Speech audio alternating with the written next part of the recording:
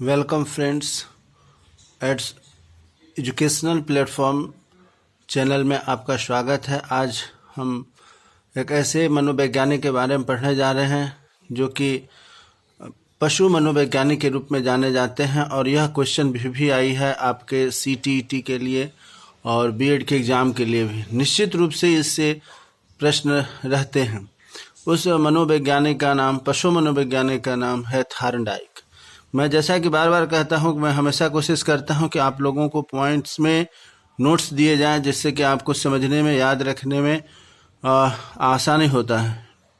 और यह जो मैं टॉपिक दे रहा हूं, यह जो आपको पॉइंट्स दे रहा हूं, यह भी है। आप समझिए कि यूँ हर एक पॉइंट्स इसका CTET के लिए बहुत ही महत्वपूर्ण है। तो आज का टॉपिक है थॉर्नडाइक।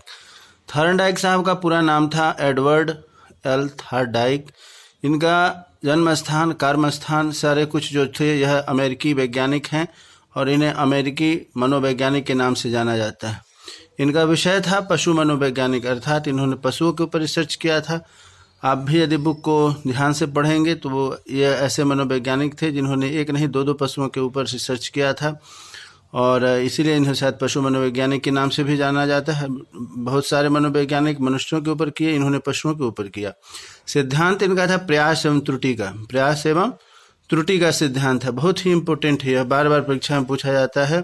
प्रयास और त्रुटि का सिद्धांत है। सिद्धांत इनके एक और इनकी बहुत बड़ी खूबी है, खासियत यह है कि इनके सिद्धांतों को कई एक नामों से जाना जाता है। एक दो नाम नहीं, कई एक नाम है, जिसमें से सभी नामों को आपका जानना आवश्यक है। घुमा करके परीक्षा में कई तरीके से पूछ सकता है, जैसे कि SR थ्योरी, जिसको कि उद्दीपन अनुक्रिया का सिद्धांत भी कहते हैं। SR थ्योरी का मतलब हुआ स्टिमुलेशन एंड रिस्पॉन्स।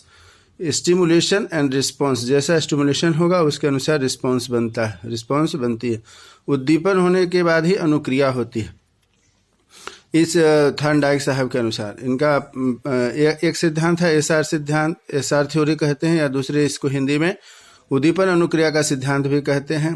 अगला है सिद्धांत, इनको B में रखा हूँ, इनका नाम प्रयास एवं त्रुटि का सिद्धांत भी बोलते हैं।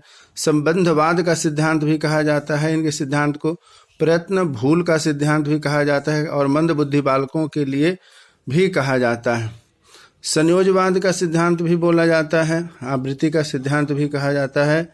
आत्मीकरण का सिद्धांत भी कहा जाता है। आवृत्ति का सिद्धांत भी कहा जाता है। बहुप्रतिक्रिया का सिद्धांत भी कहा जाता है।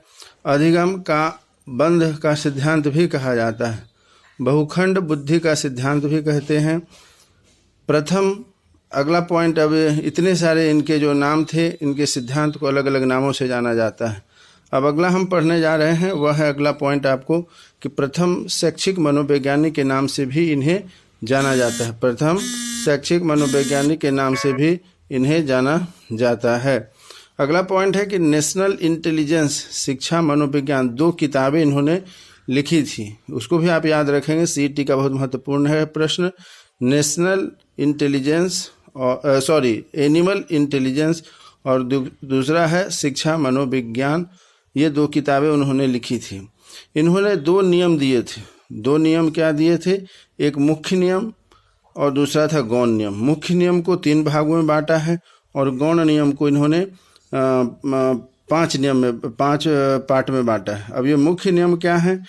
जैसा कि हम जानते हैं कि बच्चे जो इन्होंने जो नियम दिया, बच्चे जैसा रिस्पॉन्स करते हैं उनके आधार पर इन्होंने 5 भागों में, 2 मुख्य और गौण 2 भागों में, और मुख्य को फिर 3 भागों में तथा गौण को 5 भागों में बांटा। मुख्य जो थे, इसको इन्होंने जो बांटा है 3 आप देख रहे हैं। अभ्यास का नियम अर्थात प्रैक्टिस करने का नियम। दूसरा है तत्परता अर्थात सिंसियर रहेंगे तभी बच्चे सीख सकते हैं, इसलिए कहा गया है सीखने का प्राथमिक एवं मूल नियम यह है कि बच्चों को तत्पर रहना चाहिए। अभ्यास, प्रैक्टिस। दूसरा है तत्पर का नियम, या सीखने के प्रति इनको एक्टिव रहना पड़ेगा और जैसा सीखेंगे उसके अनुसार इनको प्रभाव या परिमाण का नियम भी कहा गया है। अब आगे हम बढ़ते हैं। गौण नियम है 5, जो कि स्पष्ट दिखाई नहीं देते हैं परंतु उनके अंदर यह विकास होता है। इसीलिए इस नियम को यदि पालन करेंगे, इन 5 नियमों को पालन करेंगे जो कि गोपनीय स्तर से होता है, इसीलिए गौण कहा जो स्पष्ट दिखता है जो कि नहीं दिखता है, बाहर से नहीं दिखेगा, ये अंदर की प्रक्रिया होती है, इसलिए इसे गौण नियम कहा जाता है। बहु प्रक्रिया, एक प्रक्रिया नहीं होती है, सीखने के दौरान मात्र एक प्रक्रिया नहीं होती है। दूसरी है मनोवृत्ति। मनोवृत्ति अर्थात हमारा मानसिक संतुलन उस समय कैसे क्या काम करता है, उस काम के प्रति उसे कहते हैं। आंशिक क्रिया अर्थात जब हम क्रिया कर रहे होते हैं, कोई भी काम सीखने के लिए करते हैं, उस समय आंतरिक क्रिया आंशिक क्रिया होती रहती है, जिससे हमारा कार्य निष्पादन होता है। आत्मकिरण अर्थात हम अपने स्वविवेक को आत्मकिरण भी कहते हैं। सहचर्य क्रिया का नियम यह हुआ कि एक क्रिया के साथ दूसरी के हम सीखते भी रहते हैं, हमारा कार्य भी निष्पादन होता रहता है, इसीलिए सहचर्य क्रिया का नियम भी कहा जाता है।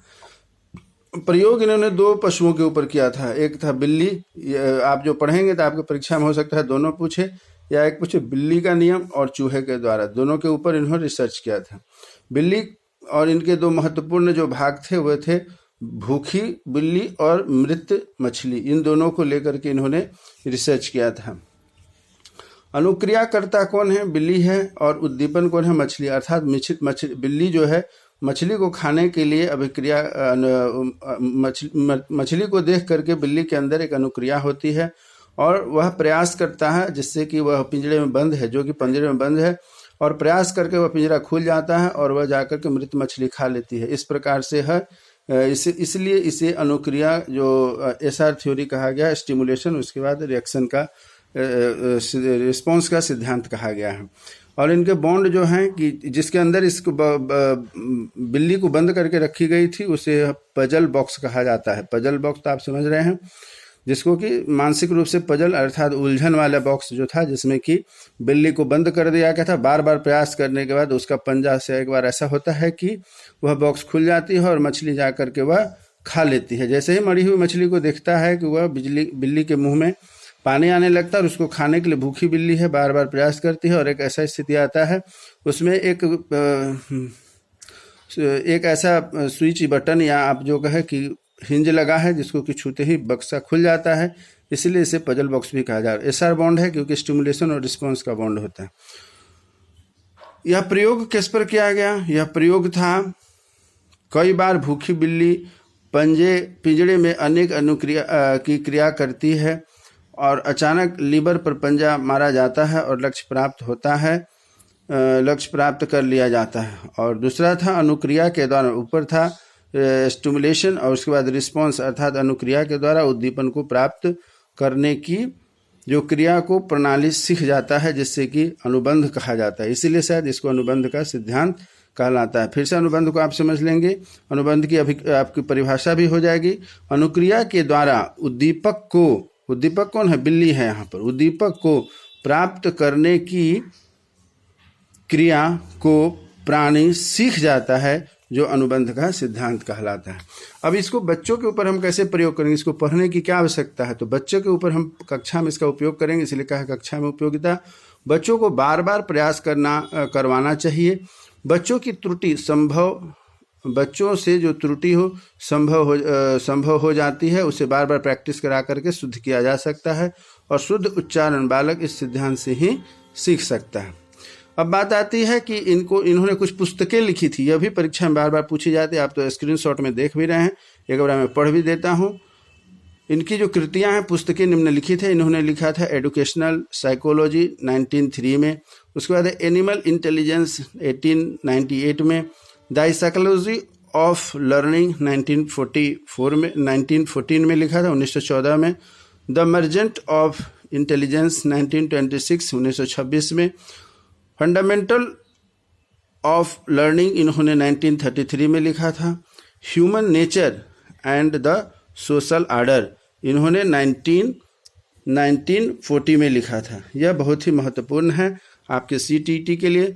थार्नडाइक का यह एक शॉर्ट में सबसे संक्षिप्त में आप कह सकते हैं, इतना संक्षिप्त शायद किसी और चैनल पर या किसी और माध्यम से नहीं सिखाया जा सकता है।